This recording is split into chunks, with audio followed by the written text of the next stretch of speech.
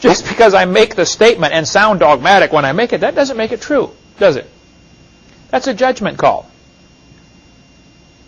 And this is a judgment call, but think of the impression this makes on a freshman who's taken this course, or an 8th grader in this case, general science. Most astronomers believe, well, what's the kid going to think?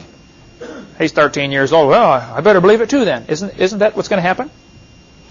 Most astronomers believe that about 18 to 20 billion years ago. I'd like to stop right there and point out, this date changes all over the scale. I've seen some say the Big Bang was 8 billion years ago. It ranges, you see every number between 8 and 20 billion published. The fact is, it's long ago and far away. That's what they're trying to get across. Now, one of the things I do that is extremely effective when you're trying to talk to an evolutionist or a person who just doesn't know what they believe, even if I'm on the airplane, riding on the airplane, and sitting next to somebody, we get into a discussion, what do you do? I'm evangelist, I speak on dinosaurs in the Bible. Of course, they want to know, what? I get my napkin out or whatever, one of the barf bags on the airplane or something, and I draw these 2 lines. I have learned that if you just simply say 18 to 20 billion years ago, the kid reads that, the brain cannot absorb big numbers. Congress knows that. It takes advantage of it all the time. So by showing it on a graph, all of a sudden it's like, oh, wow. Something clicks between what you're seeing now and what you're hearing and what you're thinking. It all seems to fit together. So by graphing it out, on my napkin I'll make 2 lines, and I'll label one, 6,000 years ago, creation, 4,400 years ago, flood, 2,000 years ago, Jesus' life. Here we are today. By the way, I put the word today instead of a date because my chart would go out of date every year if I did that, right? Then I draw their graph. 20 billion years ago, Big Bang.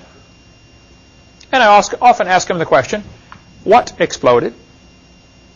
And where did it come from? And the obvious question is, what was before that? But if you graph it out, all of a sudden they can see it's dumb. But somehow the visual of being able to see what they believe on a timeline helps them to realize how dumb it is. Otherwise, they would just simply believe it because it's a mental gymnastic. And then 4.6 billion years ago, the Earth cooled down, which is what the textbooks teach. And 3 billion years ago, life evolved. Some say 3.8. It doesn't matter. The concept is still the same. Okay. And then this life had to. Then you have to have macroevolution to get to various life forms. All 6 meanings of the word evolution can be found on the chart. Cosmic evolution, that'd be the Big Bang. Sometime in here you'd have to have chemical evolution, the chemicals would have to evolve. Then you'd have to have stellar evolution, the stars and planets have to evolve. They would teach the Earth was one of the last ones for planetary evolution right here. Then you have to get origin of life, organic evolution. Organic means living. And then you have to have macroevolution, changes between kinds. And finally, way at the end, you get a little bit of microevolution, variations within the kind. And from here on is all we've observed. All the rest of this is imagination. But by putting it on a graph, all of a sudden they start to see, wow, that is silly, isn't it? So the textbook tells the kids, 18 to 20 billion years ago, all the matter in the universe. By the way, the word universe is a question we should ask about. Universe comes from 2 Latin words. Uni means single, a unicycle. Verse means a spoken sentence. You have verse and prose. So a universe, the word itself means a single spoken sentence. We live in a single spoken sentence. God said, let there be. See, God spoke everything into existence. Now, everything I've ever built took effort on my part. Right? God spoke and created. I can't comprehend that for sure. That's called infinite power.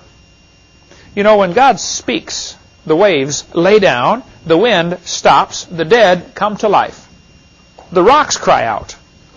Everything in the universe obeys His voice, except us. We're the only ones He's having a little trouble with right now, but He will fix that someday too, when every knee shall bow and every tongue shall confess. But for now, He's having a little trouble with us. But He just spoke. Now that's a powerful thought, that we live in a universe. And I use it on the evolutionists all the time. You know, we live in a universe. Single spoken sentence.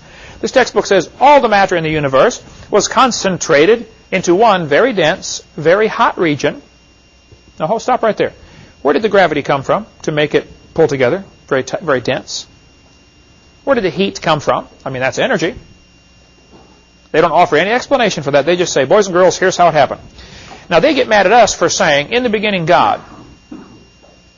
Where did God come from? Okay, stop right there. Where did your matter come from? Where did your energy come from? Where did your gravity come from? They don't have any answers either, do they? It's just as much a religion as what we have. The point is, both are religious. The problem is, this religion is tax-supported. That's why I offer in my ministry $250,000 for anybody with any real, hard, scientific evidence for evolution. I get lots of letters because of that offer on my website.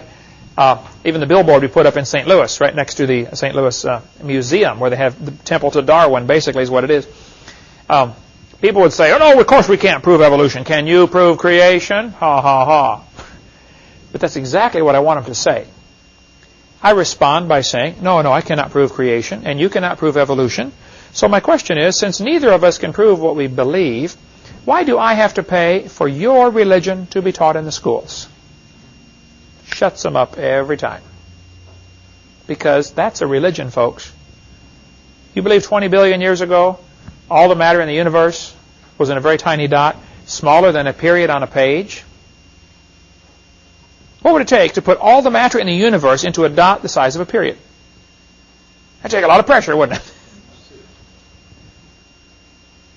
This is fairy tale stuff. But somehow, remember, if you tell a big lie, people are more likely to believe it. When this Big Bang theory first got started, they said all the matter in the universe was in a sphere, I think they said 70,000 light years across.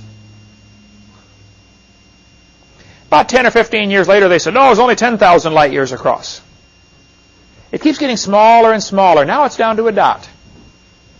Guess what's coming after the dot? Nothing at all. What they're telling the kids here is, we have an explanation for where we came from, where are we going when we die, who are we, purpose of life. It's all right here, folks. They're offering the same thing. But now, it's godless. You're the result of an accident. There is no real purpose to life. Isn't that what this boils down to? We all got here by chance. Which basically means, hey, you might as well have fun, because there is nothing to life. You're nothing but stardust. This destroys kids' faith. Destroys everything about them. This textbook says, by the way, used in Escambia County, all the matter in the universe, all the matter in energy will once again be packed into a small area, after many billions of years, of course. This area may be no bigger than the period at the end of this sentence. Then another Big Bang will occur. The formation of a universe will begin all over again. A universe that periodically expands and then contracts back on itself is called a closed universe. In a closed universe, a Big Bang may occur once every 80 to 100 billion years. Talk about fairy tale stuff. What they're trying to do here is avoid the obvious question, where did the matter come from? Oh, well, it came from a previous Big Bang. You see how they're trying to do that? That's like some of the Hindu religions. Where did God come from? Well, he came from a previous God. Oh, where did that one come from? Well, he came from one before that, This is what the Mormon religion teaches. They teach, as I am, God once was. As God is, I shall be. It's one of their slogans. They teach God was a man like us, and if you're a good Mormon, you get to go be a God someday and start your own universe. So it avoids the ultimate question of how did it begin? Oh, it's just always been. It's always been. That's what they're trying to say here. 18 or 20 billion years ago, there's going to be a Big Bang. There was a Big Bang, and then in another 80 billion years, it's going to close up and start over again. This textbook says nothing really means nothing. This guy's real smart, right? He said not only matter and energy would disappear, but also space and time. However,